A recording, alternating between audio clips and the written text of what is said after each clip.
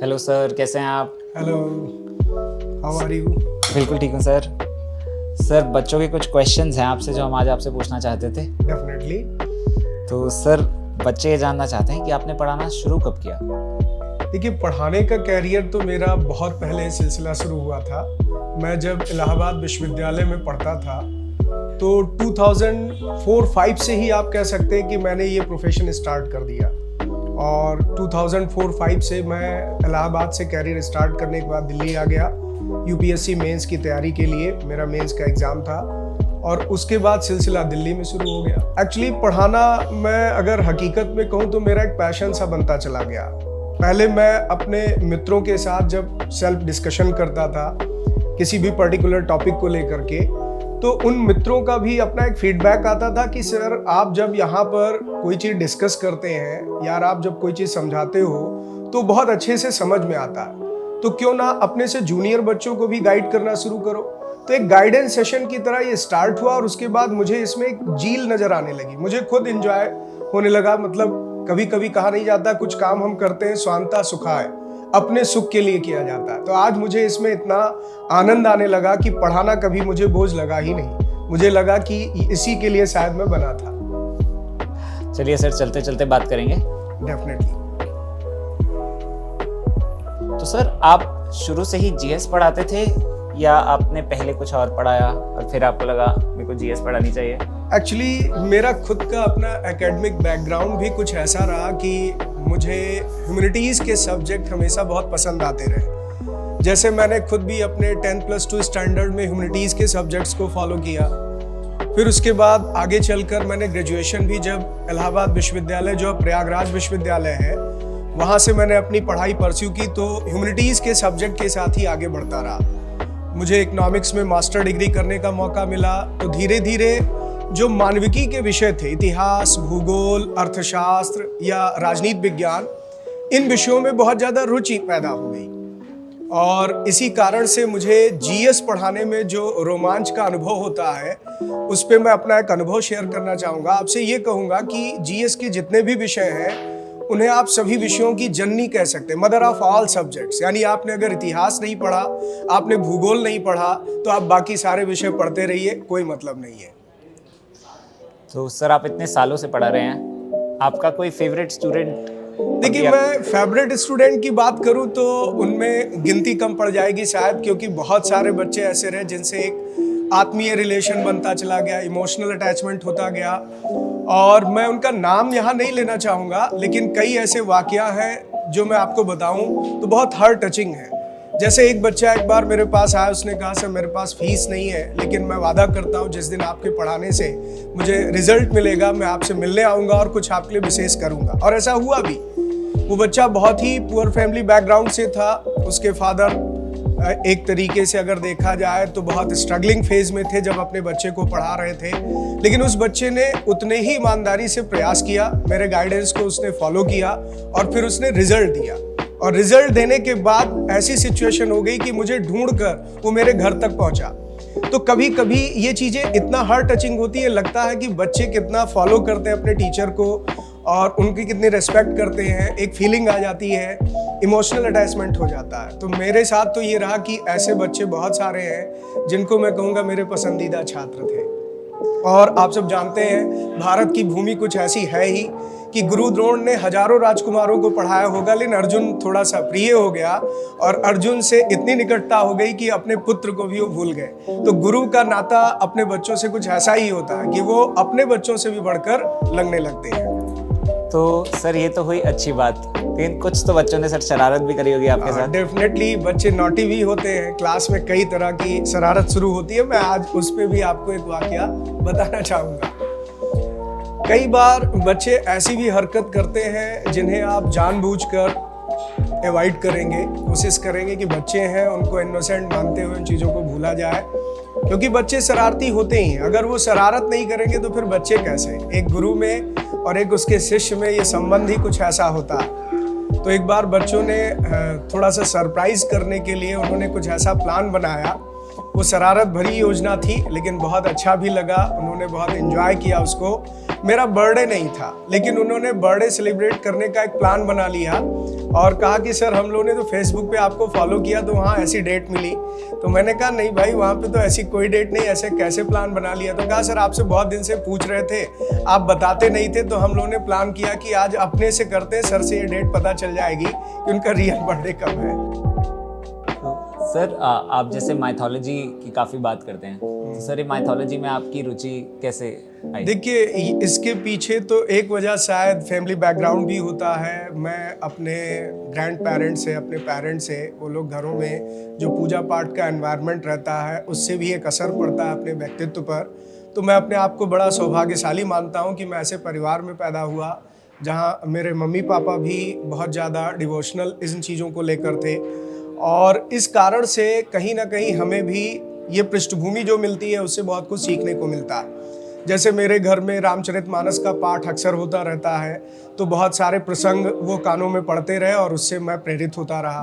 फिर आगे चलकर जब मैं जीएस पढ़ाने लगा तो बहुत सारे ऐसे रुचिकर प्रसंग सामने आते गए जहाँ पे मुझे लगने लगा कि धार्मिक ग्रंथों से भी कुछ ऐसे इनपुट्स होते हैं जो हमें जीवन में हमेशा आगे बढ़ने के लिए प्रेरित करते रहते हैं। तो वो एक अटैचमेंट सा हो गया पढ़ाई के इस सिलसिले में। और सर अब अगर पढ़ाई से हटा जाए तो सर आप हॉबीज आपकी क्या हैं? आप टाइम पास करने के लिए क्या करते हैं सर? देखिए, टाइम पास के लिए तो एक तो सबसे बड़ा जरिया होता है कि बेटे के साथ कभी कभी बैठ करके बहुत सारी चीज़ें डिस्कस करता हूँ उसके स्कूल के बारे में, और नई जनरेशन को जानने की कोशिश करता हूँ कि आजकल के बच्चों की जो माइंडसेट है, जो उनकी स्कूलिंग है, हम लोगों से अलग कैसे है।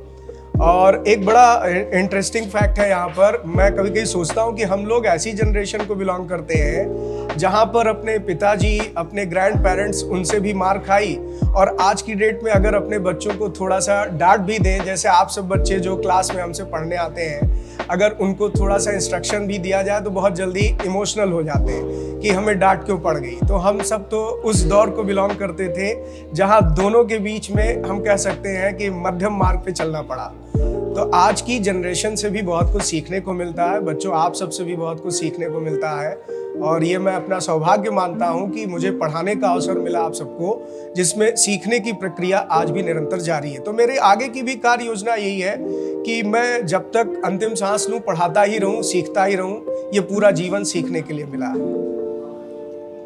सर जीएस पढ़ाने के लिए खासकर आपको पढ़ना खुद बहुत पड़ता होगा सर? डेफिनेटली, मैं एक बात तो कहूँगा ही बच्चों की, शायद आप भी उतना नहीं पढ़ते होंगे जितना मैं पढ़ता हूँ, क्योंकि पढ़ना मैंने कहा कि आपके लिए तो एक बोझ सा होगा कि सर बस जल्दी से एग्जाम पास कर लें, नौकरी लग जाए, उसके बाद सारी किताबों को कहीं बेच देंगे या सेल्फ में रख देंगे। लेकिन मेरे साथ ऐसा नहीं है। मुझे अगर कोई पुरानी किताब भी मिल जाती है तो उसमें भी एक खोजी प्रवृत्ति होती है, मेरा एक इंटरेस्ट क्रिएट होता है कि इसमें कुछ जानने को मिल जाए। किताबों से एक नाता सा बन गया। मैंने घर में अपनी एक लाइब्रेरी बना रखी है, वहाँ से किताबें निकाल कर अक्सर पढ़ता रहता हूँ। तो जो मेरा स्टडी टाइम है वो आप पाएंगे पर्सनल स्टडी के लिए मैं कैसे भी करके मैनेज करता हूँ। 3-4 घंटे तो पर्सनल स्टडी के लिए मैनेज करता हूँ।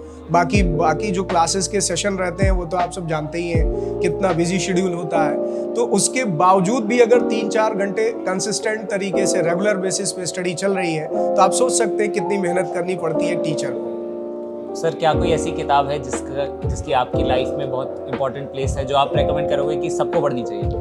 देखिए बिल्कुल, अगर देखिए आज की जनरेशन को मैं एक संदेश तो इस मामले में देना ही चाहूँगा कि बच्चों आप एकेडमिक बुक्स बहुत पढ़ते हैं, और आप कई बार ऐसा भी होता है कि तैयारी के क्रम में बहुत सारी गाइड्स हैं, बहुत सारी बुक्स फॉलो करते हैं, लेकिन जीवन का दर्शन अगर कभी समझना है, जीवन में कभी कभी परीक्षा को लेकर तनाव आता है, कभी आप निराश भी होते हैं, तो ऐसे में कुछ ना कुछ मैथोलॉजिकल बुक भी पढ़नी चाहिए। मैं तो ये सजेस्ट करूंगा कि कभी आप लोगों को मौका मिले तो एक बार भगवद गीता के कुछ अध्याय है जिसे आप जरूर पढ़िए।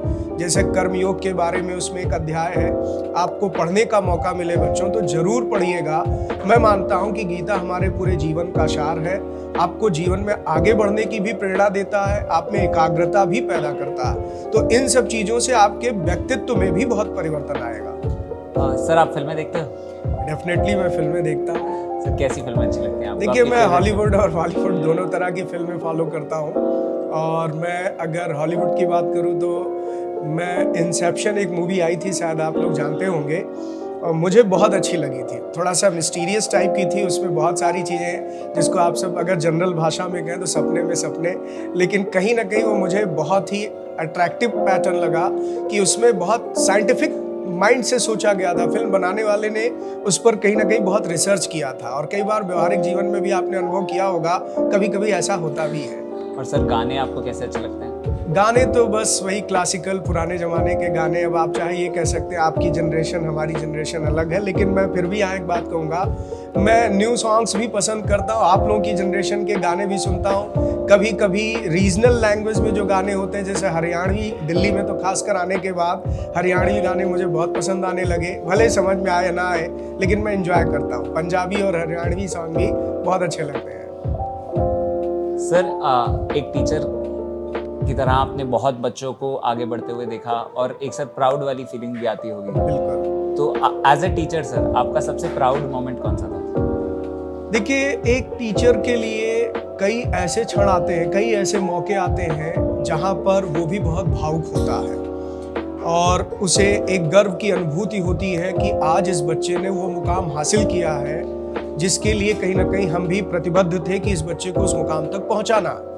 बच्चों, शायद आप इस बात को महसूस करो कि आपकी सफलता के बाद अगर इस धरती पर सबसे ज़्यादा कोई खुश होता है तो आपके पेरेंट्स होते हैं, माता पिता। जैसे लगता है उन्होंने अपना सपना पूरा कर लिया। और अगर पेरेंट्स के बाद किसी का स्थान है जो बहुत खुश होता है तो वो टीचर है। मेरे जीवन में भी ऐसे कई मौके आए, उनमें से एक आध को सिलेक्ट करना तो बहुत मुश्किल है, लेकिन मैंने कई बच्चों से इतनी निकटता महसूस की कि जब वो सफल हो करके मिलने आए, उन्होंने अपने जीवन के कुछ ऐसे हालात बताए, तो मुझे लगा कि शायद मैंने अपने जीवन में कुछ अच्छा किया। जैसे एक बच्चा इतना निराश हो चुका था जीवन से कि वो कहता था, सर एक क्षण ऐसा भी आ गया कि मुझे लगने लगा कि शायद मैं अपने जीवन को समाप्त कर लूँ। उस क्षण उसने मुझे फ़ोन किया और मेरी उससे कुछ बातें हुई, मुझे नहीं पता वो क्या सोच रहा, लेकिन उसको मैंने काउंसलिंग की, उसको समझाया कि जीवन बहुत सारे उद्देश्यों को पूरा करने के लिए हमें मौका देता रहता है। तो जब यहाँ पर उस बच्चे का सिलेक्शन हुआ और उसके बाद वो मिलने आया, तो उसकी बातें सुनकर मैं खुद भावुक हो गया और लगने लगा कि उसकी बातों से मैं रो पड़ूंगा। तो कई बार ऐसी फीलिंग होती है जब आप प्राउड भी फील करते हैं और इमोशनल भी होते हैं। सर थैंक यू, हमें इतना टाइम देने के लिए। बहुत अच्छा लगा आपसे बात कर। मुझे भी वाकई आपसे मिलकर बहुत आपने अच्छा आज लगा। बच्चों के बहुत सारे क्वेश्चन आंसर किए। बिल्कुल, बहुत थैंक यू सर। हम कुछ टाइम बाद दोबारा ऐसे ही प्रश्न लेके, जैसे बच्चे पूछते रहेंगे, बिल्कुल, मोस्ट वेलकम। आपसे दोबारा मिलेंगे। Most welcome. Thank you sir.